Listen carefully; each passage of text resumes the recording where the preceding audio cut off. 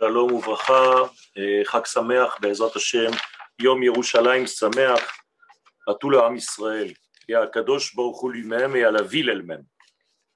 Toda Rabba Rav. Bechabad Rav, vous êtes, après vous, il y a Rav Partouche, et encore après le Rav Partouche, il y a le Rav Aviner pour la fin de cette journée. Bechabad Rav, pour un cours de 45 minutes. Toda Rabba, Toda Rabba. Alors, shalom à tous. Et pour comprendre des sujets importants dans le judaïsme, il faut élargir notre conscience et notre façon de voir. Il faut tout simplement grandir lorsque nous sommes face à des sujets énormes, comme par exemple celui de Jérusalem.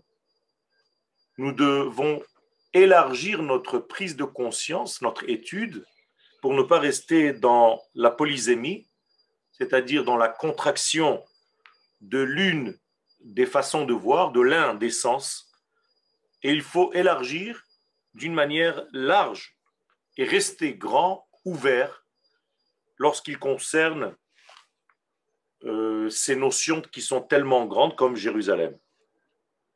Le prophète Jérémie, au chapitre 2, verset 2, lorsqu'il parle de Yerushalayim, il la compare à un être humain.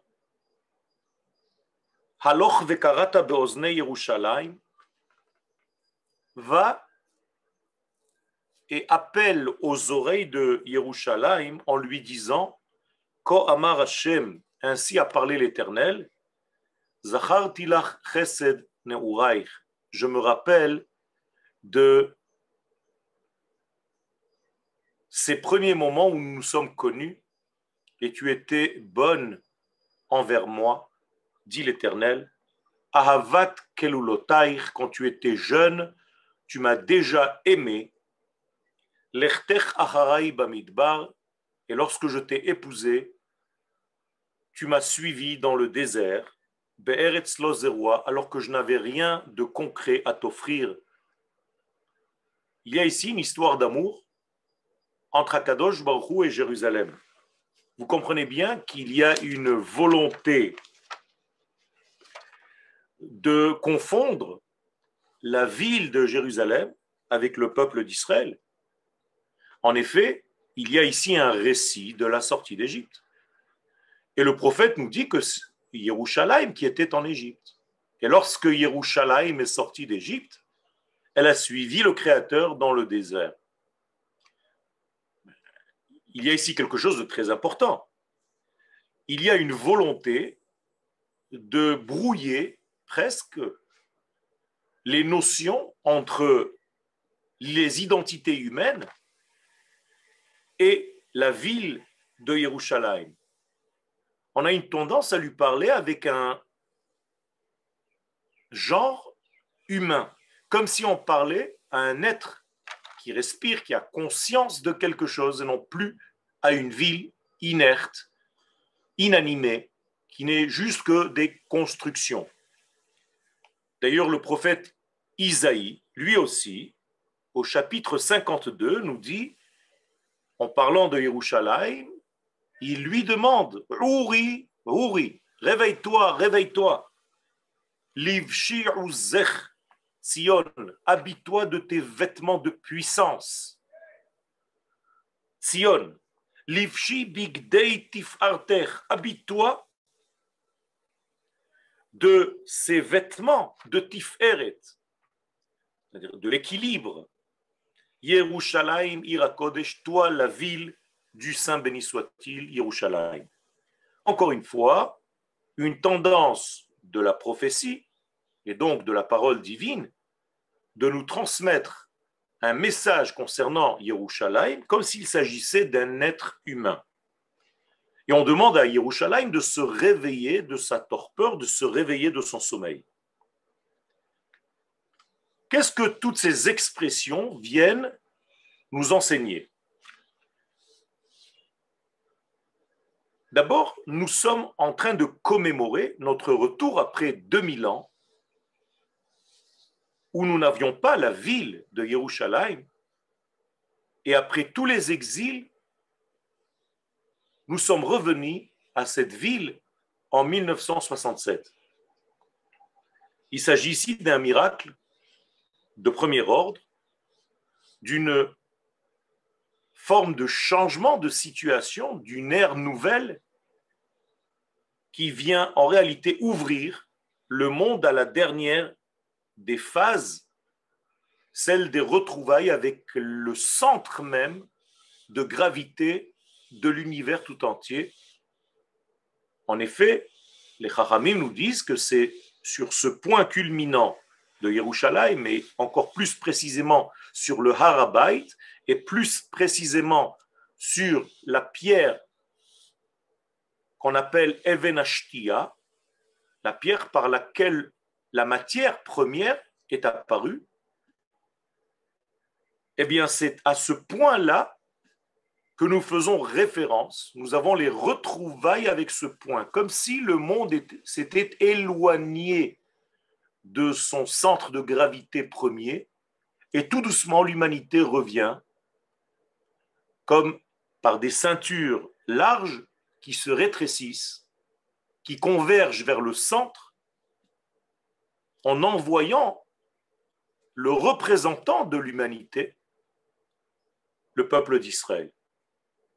Cela ressemble à ce que nous faisons Yom Kippourim, nous, dans le peuple d'Israël, où nous envoyons un messager qui va représenter tout le peuple d'Israël, et encore une fois toute l'humanité, pour pénétrer dans le Saint des Saints, encore une fois, les retrouvailles avec le début, les retrouvailles avec l'essence de départ.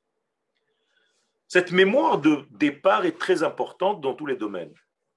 C'est comme si on nous disait, quand tu t'es éloigné d'un sujet quelconque et tu vois que tu es en train de sortir de la voie, tu as dévoyé, eh bien, fais en sorte de retrouver ce qui te manque, parce que c'est en revenant vers ce centre névralgique de toute la création du monde que tu vas retrouver en fait les notions qui y sont gravées. Qu'est-ce qui peut bien être gravé sur la prière par laquelle le monde fut créé? La première pierre, Even Ashtia, les tashtiot de ce monde, c'est-à-dire les infrastructures sur lesquelles le monde fut bâti, se trouvent sur cette pierre. Shemimena hushtata olam, le monde entier tient sur cette pierre, sur ce caillou.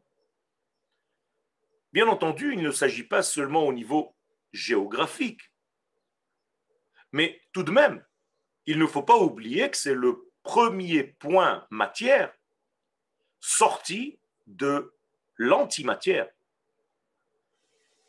Il faut comprendre que la première transformation, la première des créations entre ce qu'il y avait avant, dans l'ordre de l'infini, béni soit-il, et le passage à la matière, à l'apparition de la matière, eh bien, c'est ce point qui est le premier point dans lequel, j'allais dire, l'infini est devenu fini, où s'est transformé, s'est révélé dans le monde fini plus précisément.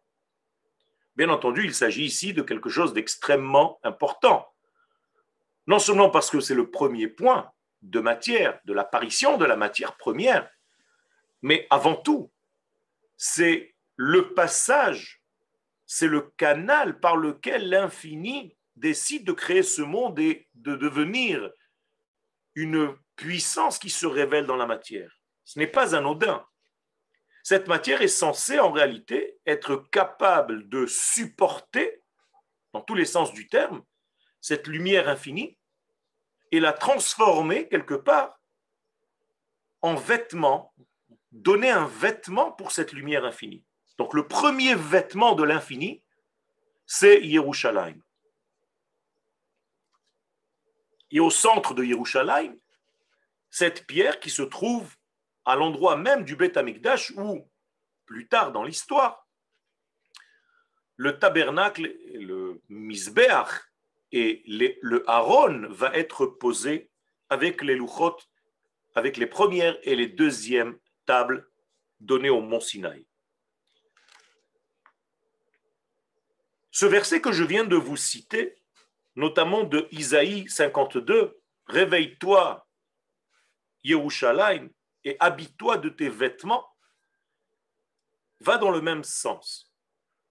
Car lorsqu'on parle de vêtements qui sont donnés ou nécessaires à la ville de Yerushalayim, on parle en réalité de tout ce qui est capable d'appréhender des valeurs intouchables, impalpables.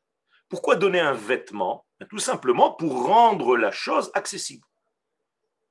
Toute chose dans ce monde, dans notre monde, dans le monde de la création qui n'est pas habillée, n'apparaît pas. Les choses dans notre monde doivent être habillées pour se montrer. S'il n'y a pas d'ustensile, s'il n'y a pas de cli, s'il n'y a pas de vêtements, s'il n'y a pas de midot, de mesure, eh bien, rien ne se révèle. C'est un paradoxe qui est relatif à notre monde. Pour se dévoiler, pour dévoiler quelque chose, il faut cacher la chose en question. Commencer par les lettres de la Torah. Si les lettres de la Torah n'étaient pas peintes en noir, si elles n'étaient pas habillées par cette encre noire, eh bien, vous n'aurez rien vu. Ça veut dire que dès qu'une puissance veut se manifester et les lettres font partie de cette manifestation divine dans notre monde, eh bien, dès que ça se passe, il faut immédiatement habiller l'énergie en question, ne serait-ce que par de l'encre, pour donner un vêtement à la descente, à la propagation de la pensée divine dans notre réalité. Là aussi, le peuple d'Israël se doit de se vêtir des vêtements pour donner la puissance à Tzion et à Yerushalayim. Tzion, en réalité, c'est le secret du retour physique des enfants d'Israël à leur terre, et Yerushalayim, c'est le dévoilement de cette infrastructure qui va devenir un royaume. N'oubliez pas que lorsqu'on parle de Yerushalayim, on parle d'une ville qui est capable d'être les deux. Et vous le dites dans le Lecha Dodi, Mikdash Melech, Yair Melucha, Kumi, Tsei mitoch ha'hafecha, Rav lach shevet be'emek habbacha, vehu yachmol alaych chemla, Lecha Dodi likrat kala, pene Shabbat nekabela. Qu'est-ce que cela veut dire? Eh bien, on est en train de parler à Yerushalayim en la considérant comme la ville double. Mikdash Melech, elle est la ville du Mikdash, du Kodesh, du Saint, béni soit-il. Mais en même temps, Ir Melucha, c'est une ville à la connotation politique, où on peut fonder un royaume, un gouvernement, et il y a ici quelque chose de l'ordre de l'application réelle dans notre monde humain, avec les valeurs de ce monde, de ces valeurs du Kodesh. Et celui qui a écrit le Lecha Dodi comprend très bien que Yerushalayim a les deux aspects. Mikdash Melech Ir Melucha. C'est une ville qui est capable, et là je reviens à ce que nous avons dit tout à l'heure concernant la pierre qui se trouve sous aujourd'hui le dôme du rocher, le rocher en question, le rocher qui était le début de la matière même de la création du monde. Et aujourd'hui, les musulmans ont construit un dôme par-dessus ce rocher. Eh bien, cette matière première, ou cette première matière, comme vous voulez, est en réalité capable de faire en sorte qu'il y ait un lien entre les valeurs du Kodesh, qu'on appelle Mikdash, Mikdash Melech, Ir Melucha, et les infrastructures politiques inhérentes à notre monde. Donc Yerushalayim se voit comme étant une ville double qui est capable de jouer les deux rôles. Elle n'est pas seulement extérieure, superficielle, et elle n'est pas seulement une ville de la spiritualité appartenant à l'infini, béni soit-il. Elle est capable d'être les deux en même temps. C'est un trait d'union entre le ciel et la terre, entre les valeurs idéales de l'infini, telles que Dieu les a pensées, et la révélation de ces valeurs dans ce monde ici-bas. C'est pourquoi d'ailleurs Yerushalayim a deux noms. Elle est au pluriel. Pourquoi ne pas dire Jérusalem comme en français? Mais Yerushalayim, c'est comme Shnaim. Il y en a deux. C'est la ville de la pluralité. C'est la ville où l'unité divine est devenue plurielle dans ce monde. Où le un d'en haut s'est habillé dans le deux d'en bas. C'est où le Aleph initial est devenu un Bet de Bereshit. Et c'est pourquoi Yerushalayim s'appelle au pluriel Yerushalayim, parce qu'il y a la Jérusalem des valeurs d'en haut, la Jérusalem des idéaux et la Jérusalem d'en bas, celle de la révélation, de la manifestation, de la cristallisation de tous ces idéaux. Notre rôle est donc clair. Nous devons faire en sorte que la Jérusalem du modèle initial, la Jérusalem étalon, se reflète comme un miroir parfait sur terre. Et la Jérusalem d'en bas, celle que nous pouvons visiter, traverser, nous balader dans ces rues, eh bien, c'est un reflet de ce qui se passe dans la Jérusalem des idéaux les plus importants. Considérez ce que je suis en train de vous dire comme l'âme de la ville et le corps de la ville. Vous comprenez bien que nous avons tous en soi une Jérusalem d'en haut et une Jérusalem d'en bas. La Jérusalem d'en haut, ce sont toutes nos valeurs initiales codées dans notre ADN, celles qu'Akadosh Baruch Hu nous a prévu de porter en nous, de notre vivant. Et la Jérusalem d'en bas, c'est notre cristallisation, c'est notre mise en activité de toutes ces puissances qui sont à l'intérieur de nous, qui demandent, qui attendent d'être activées.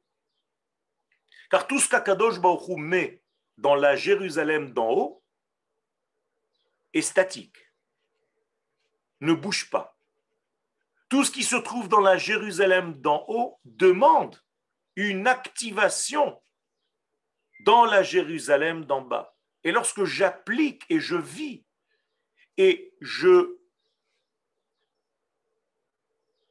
traduis les valeurs infinies dans mon monde, dans ma vie, eh bien, je fais un acte qu'on appelle en hébreu Emouna. Je réalise, je certifie ce qui se trouve à l'intérieur de cette Jérusalem d'en haut, de cette Jérusalem des pensées.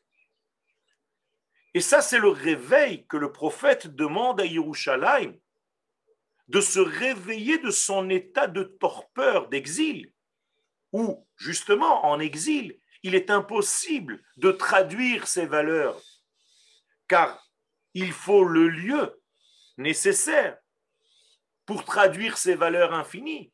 Ce n'est pas nous qui les avons choisies.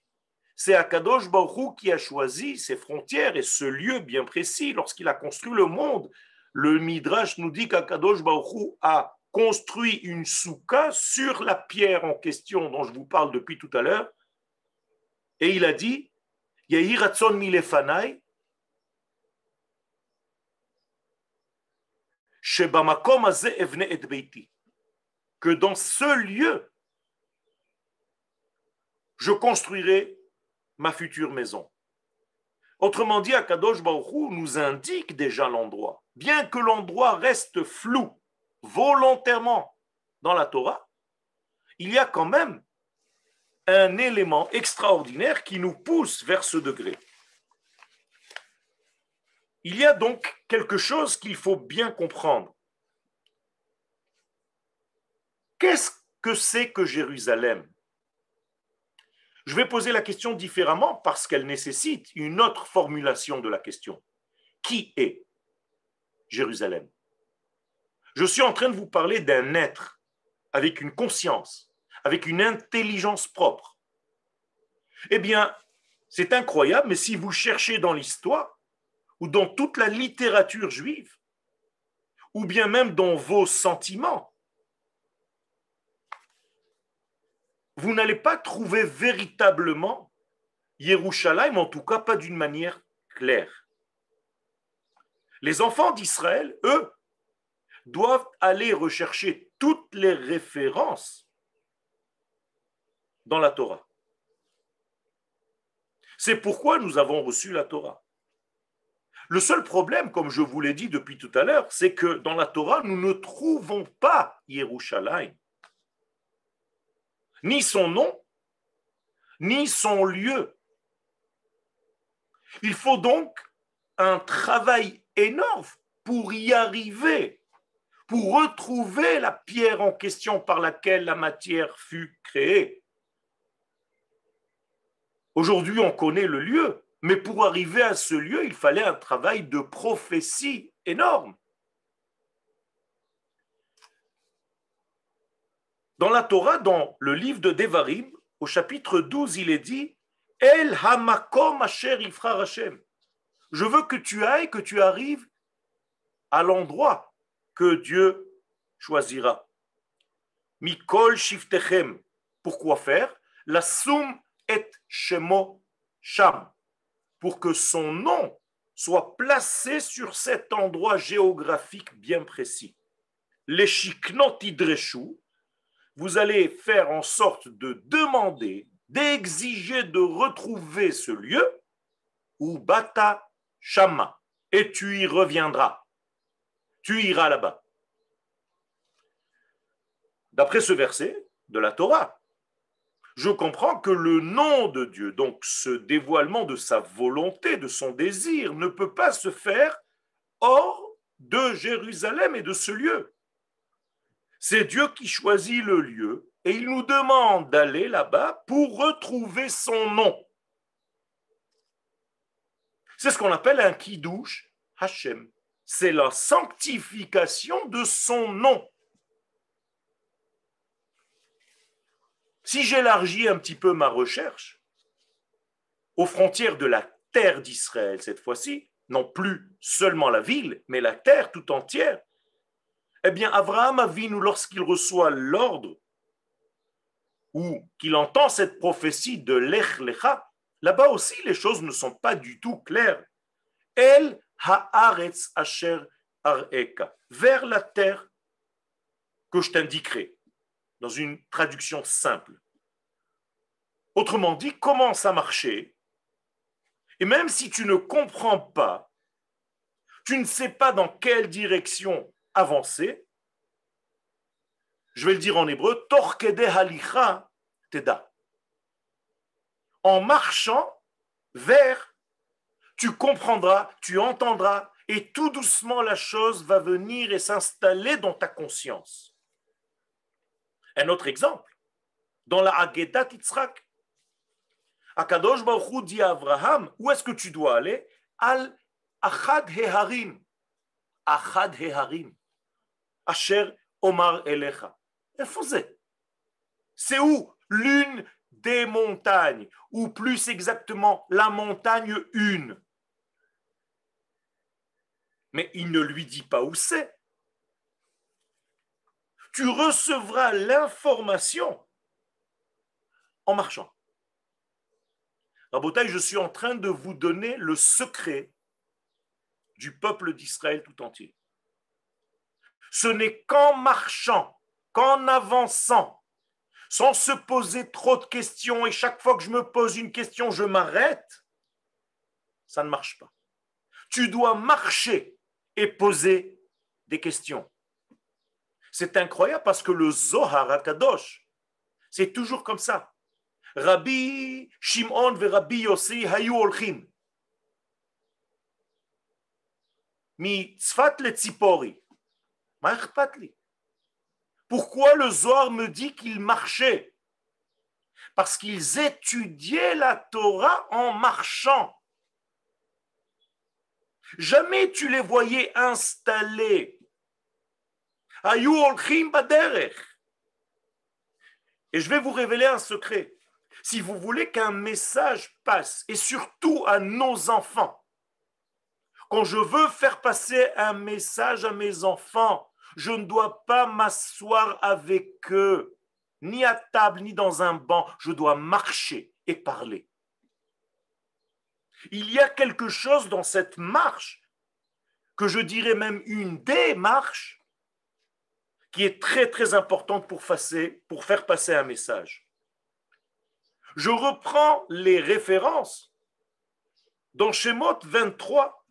Veshalachti malach lefanecha, lishmorcha baderech, ulehaviacha el hamakom asher hachinoti. Voilà, j'envoie un ange devant toi et je te conduirai vers le lieu que j'ai prévu, que j'ai préparé. Tu ne peux pas nous dire où c'est. Il n'y a aucun verset qui nous dit clairement où se trouve ce lieu. C'est terriblement israélien. C'est exactement comme quand tu demandes ta rue à un Israélien. Smoch alay, tamshich yashar, yashar, yashar, yashar, ad asof, sham timtza. Jamais on t'indique où c'est.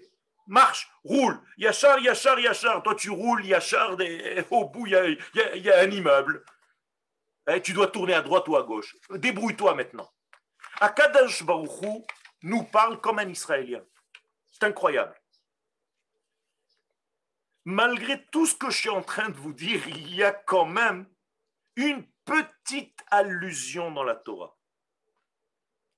Cette allusion s'habille dans deux personnages. Le premier, c'est Malki Tzedek, et le deuxième, c'est Abraham. Malki Tzedek s'appelle dans la Torah, dans Bereshit 14, Melech Shalem. C'est le roi de Salem, pas les sorcières de Salem, c'est le roi de Salem. Et Ramban, Nachmanide, sur le même verset, nous dit Shalem hi Yerushalayim. Sache-le, que Shalem, c'est Yerushalayim. Quelle est l'explication de nos sages? Malki Tzedek a appelé cet endroit Shalem et Abraham a appelé cet endroit Adonai Yerae. C'est-à-dire qu'il y a un degré où Dieu se dévoile Yerae. Donc Dieu se fait voir, entre guillemets, dans ce lieu, et ce lieu est représenté comme la shlemut, comme le shalem. À tel point que le Midrash, dans Midrash Rabbah 36, va nous dire que c'est comme ça qu'on a composé le nom de Yerushalayim. Il y a la Yira et la shlemut. Yira veshalem, Yerushalem. Autrement dit, le Shalem de Malki Tzedek représente la qualité, j'allais dire, universelle, Shlemut ha'enoshut. C'est-à-dire que chaque nation du monde, et on le voit aujourd'hui, se reconnaît dans Jérusalem. Et qu'est-ce que c'est que la Yira? Eh bien, ça, c'est la spécificité d'Israël seulement, à l'intérieur de tout cet universel, cosmique et mondial au niveau de l'humanité tout entière. Dans le côté universel qui s'appelle Shalem, il n'y a pas de droite. C'est un cercle qui est à la même distance du centre. Donc c'est comme si Akadosh Baruch Hu zan et hakol. La nourriture du monde entier, de l'univers tout entier et de l'humanité tout entière se fait à égalité à partir d'un point central, Yerushalayim, Shalem. Le deuxième degré, la Yira, ça c'est meyuchad, c'est spécifique au peuple d'Israël. Là-bas, on retrouve le yosher, c'est-à-dire tu recevras exactement ce que tu mérites de recevoir. Pas 1 gramme de plus et pas 1 gramme de moins. C'est ce qu'on appelle Anhagat HaMishpat. Et ça, c'est référence Israël seulement. Donc cette ville, encore une fois, je retrouve une pluralité. Non seulement elle est Mikdash, Melech, Ir, Melucha, mais maintenant je vois que de Yerushalayim va sortir la lumière pour Israël et pour le monde entier. Ki mitzion tetze Torah udvar Adonai miYerushalayim. Et en même temps, il faut que le peuple d'Israël soit dirigeant, entre guillemets, de cette ville de Yerushalayim. Pour que Yerushalayim puisse émerger de sa lumière et donner, partager sa lumière, il faut que le peuple d'Israël domine cette ville. Vous êtes les responsables de cette ville et c'est ainsi que le monde recevra sa lumière. Donc il y a ici une exigence que nous soyons les maîtres de Yerushalayim. Et il faut remettre les choses à leur place. Il faut arrêter d'être comme on est aujourd'hui, dans une forme de faiblesse, où tous les soirs, il y a n'importe quoi. Aucune structure qui maintient l'ordre.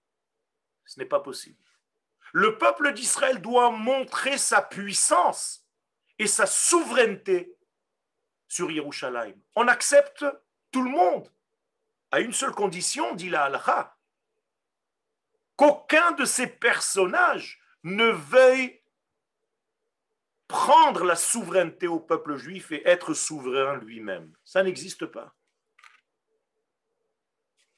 Alors la question qui se pose, pourquoi la Torah ne parle pas clairement de Yerushalayim quand elle parle de Yerushalayim, de cet endroit, de la même manière la terre d'Israël? Pourquoi s'appelle-t-elle Eretz Knaan? Pourquoi on ne dit pas clairement? Pourquoi je ne sais pas où c'est? Pourquoi il faut marcher pour découvrir les choses au fur et à mesure? La réponse est à l'intérieur même de la question. Tout simplement parce que Yerushalayim et Eretz Israël n'est pas quelque chose de concevable. Je ne peux pas la définir, dit Akadosh Baruch Hu, elle est indéfinissable dans votre cerveau humain, c'est impossible à comprendre. À tel point que le Rav Kook, alav Shalom, dans son premier livre, Oroth, en parlant d'Eretz Israël, nous dit dès le début, Eretz Israël einena davar chitzoni.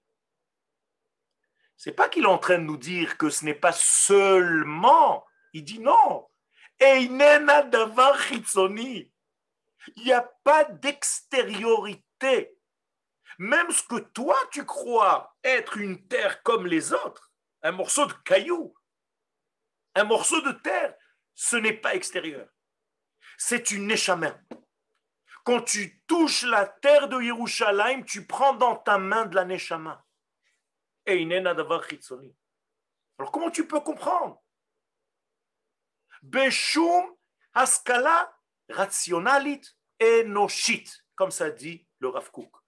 Aucun rationnel humain ne peut comprendre Yerushalayim ni Eretz Israël. Alors comment?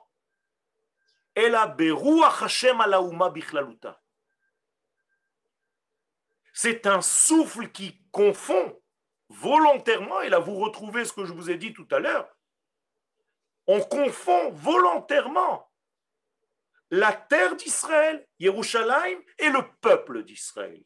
Je ne sais plus si je parle d'une femme, je ne sais plus si je parle d'un être humain, ou si je parle d'un morceau de terre. Je ne comprends pas. Mais la Torah te dit, il ne faut pas comprendre parce que tu ne peux pas comprendre. Il y a ici un désir volontaire, les tashtesh et amoussagim, d'embrouiller toutes ces notions, tous ces concepts, pour que tu comprennes bien qu'il n'y a pas de définition. Alors comment je retrouve? Réponse, en avançant. Tu avances et les choses se font voir, arrivent à toi, descendent vers toi, se révèlent à toi, se donnent à toi. Mais tu ne peux pas, au départ, vouloir ficeler ce lieu, ni tout ce que tu y feras. Je vais vous donner un exemple concret. Si tu veux faire ton alia et tu crois que tu vas tout régler à partir de là-bas avant de venir ici, eh bien tu te mets le doigt dans l'œil. Ça ne marche pas. Ce n'est pas logique dans ta logique, comme si tu voyageais de Paris à Nice pour t'installer dans une autre ville. Ici, tu fais un geste, mais tu dois laisser presque 90% de tout ce qui va se passer entre les mains d'Akadosh Baruch Hu. Tu dois te soumettre à quelque chose qui te dépasse. Et tant que tu n'accepteras pas de lâcher prise, eh bien, tu ne pourras pas réussir cette aliyah chas v'shalom.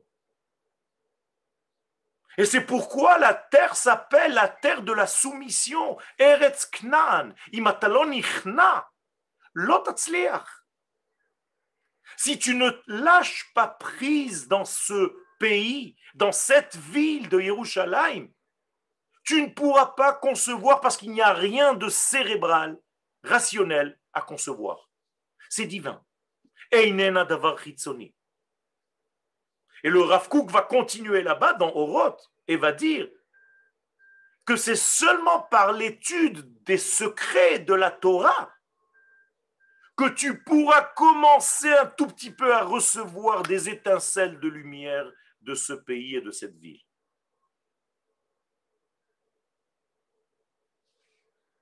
Il y a donc ici quelque chose d'extrêmement précis dans le fait de rester imprécis. Ce tishtouche en hébreu est volontaire. Zet tishtouche mechouvan, mevukar. Yerushalayim donc est un lieu, est un concept satoum, bouché. Comme si on disait que Yerushalayim était intouchable. En tout cas, pas à l'homme. Rappelez-vous ce qu'on dit du Kohen Gadol lorsqu'il rentre au sein des saints, Yom Kippourim.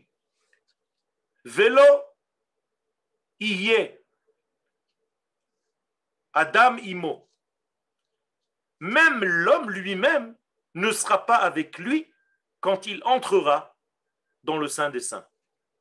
Je traduis avec des mots simples. Même le Kohen Gadol qui entre dans le sein des saints n'est plus un homme au moment où il entre dans le sein des saints. Il doit perdre cette qualité d'homme limitée. Il doit devenir un souffle pour représenter en fait la nation tout entière, l'âme de la nation. S'il reste un homme, il ne peut pas réussir à l'intérieur de ce secret du Saint des Saints. Ke'ilu lomar, comme si on vient dire que Yerushalayim est au-dessus de la conscience humaine étriquée, limitée. Rabbi Moshe Cordovero, alav shalom, nous dit Ke'en tikun haneshama began eden la adam, de la même manière que la neshama se répare dans le Gan Eden, car tikun ashrina be'Yerushalayim. De la même manière, la shrina subit un tikkun à Yerushalayim. Tikkun veut dire on la complète. On lui rajoute ce qui lui manque.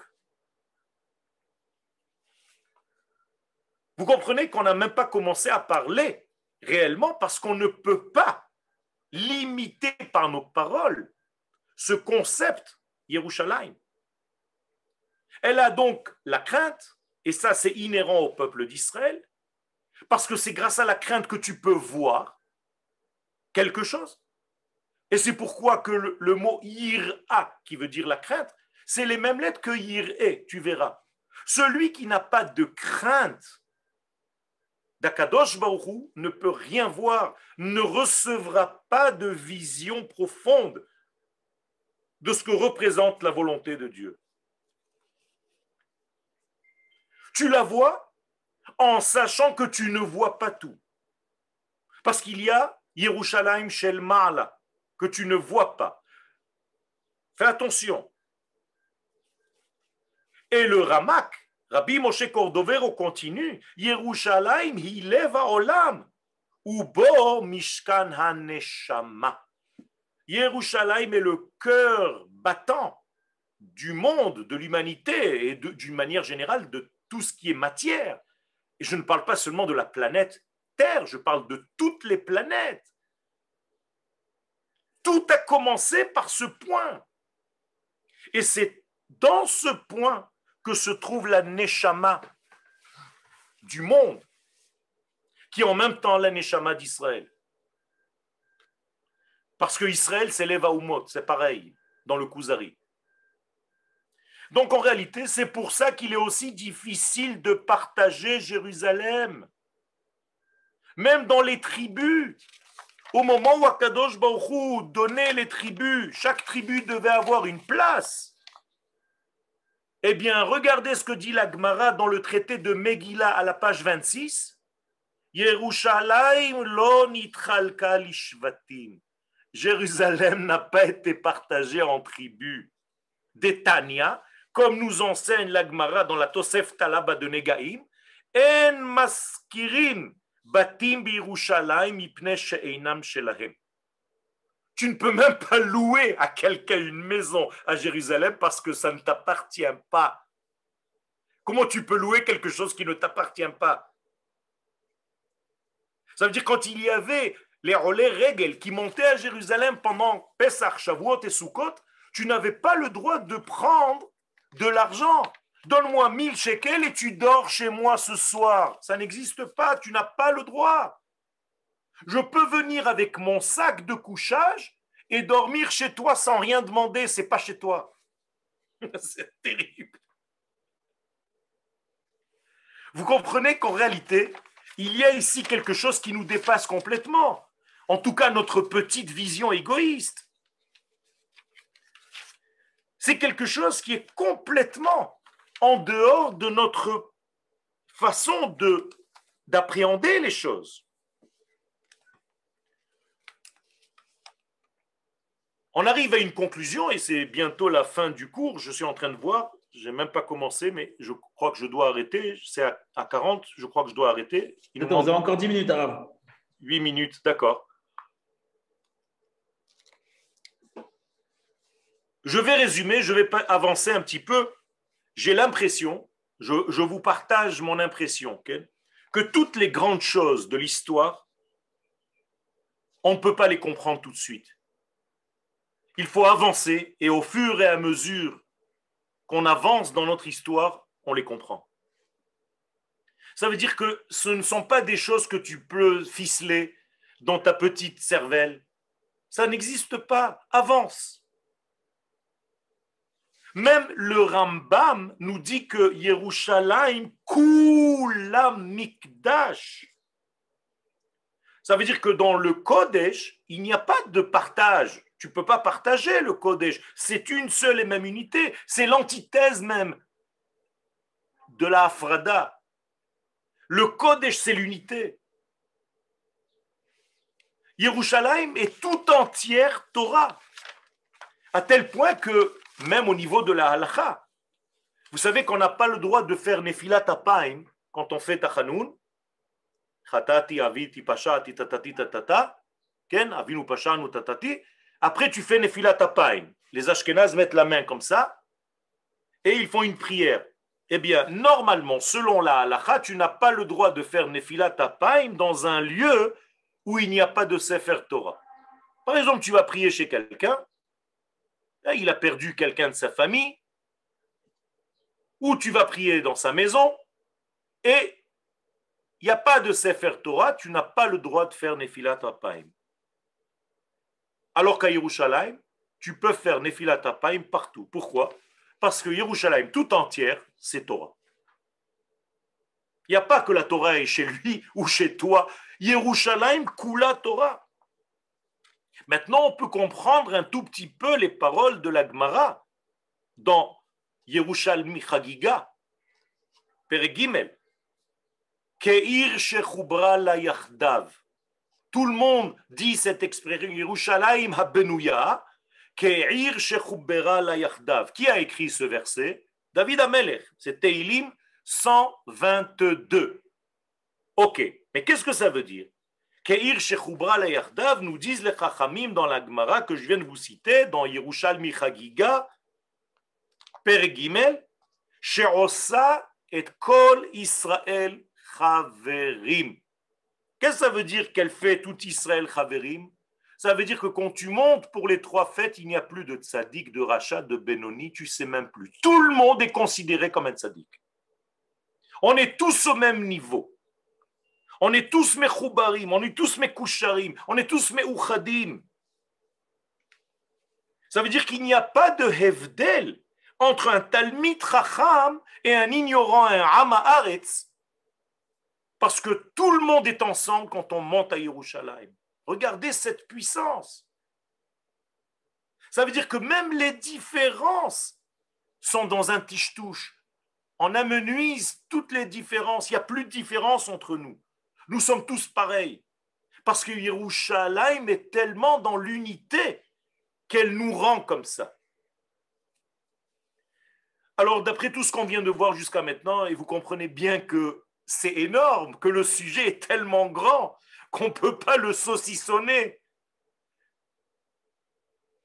Yerushalayim est une ville qui a une âme et un corps. Et c'est pourquoi, même si tu touches le corps, tu n'as pas touché l'âme. Il faut savoir parler à l'âme et au corps de Yerushalayim.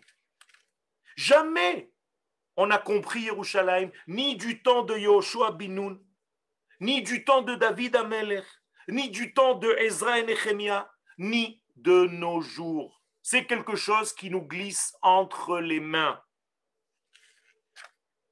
Pour comprendre un tout petit peu, pour ne pas vous laisser dans l'espace, qui est Jérusalem? Je ne dis pas qu'est-ce que c'est. Je ne parle pas de Mahi, je parle de Mi-Hi Yerushalayim.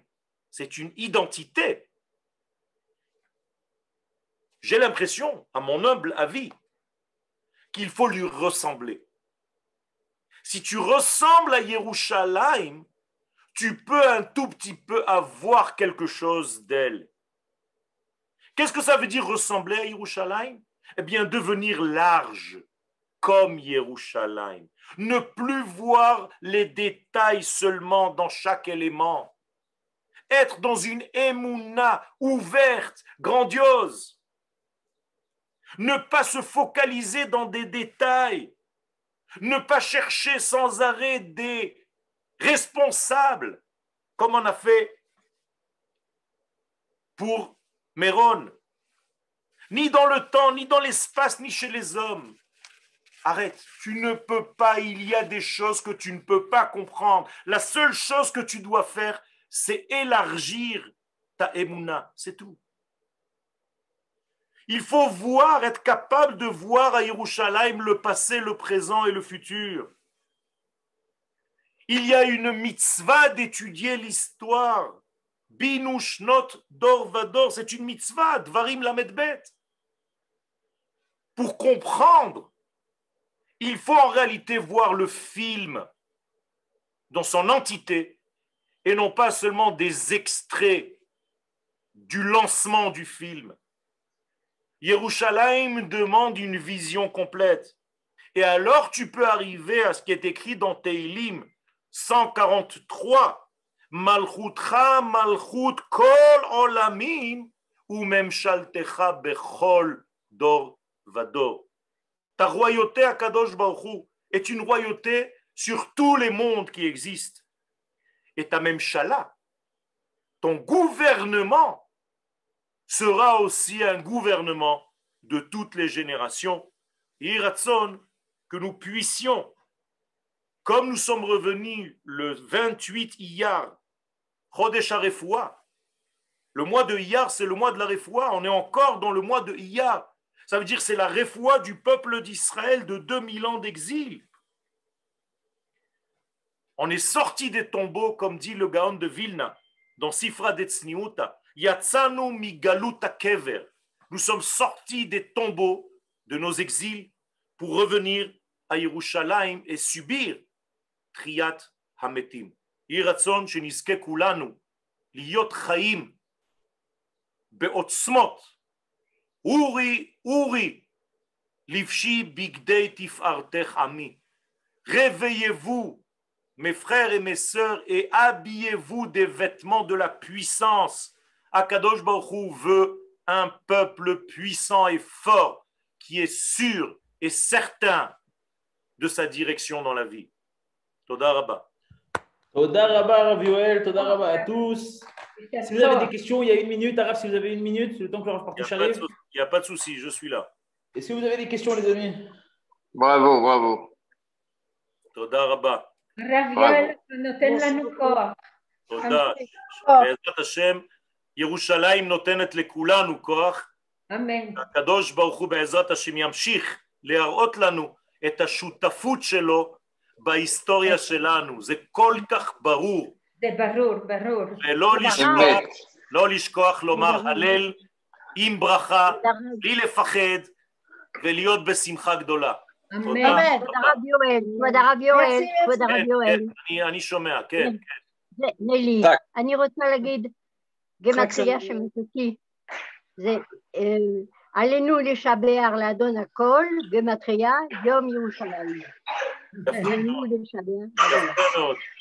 עלינו לשבח לאדון הכל, בגמטריה יום ירושלים. Toda Rabba, Rav Partouche vient d'arriver. Merci au Rav Yoel. Chag Sameach. Et le Hashem Shana Abba, on fait à Jérusalem. Amen.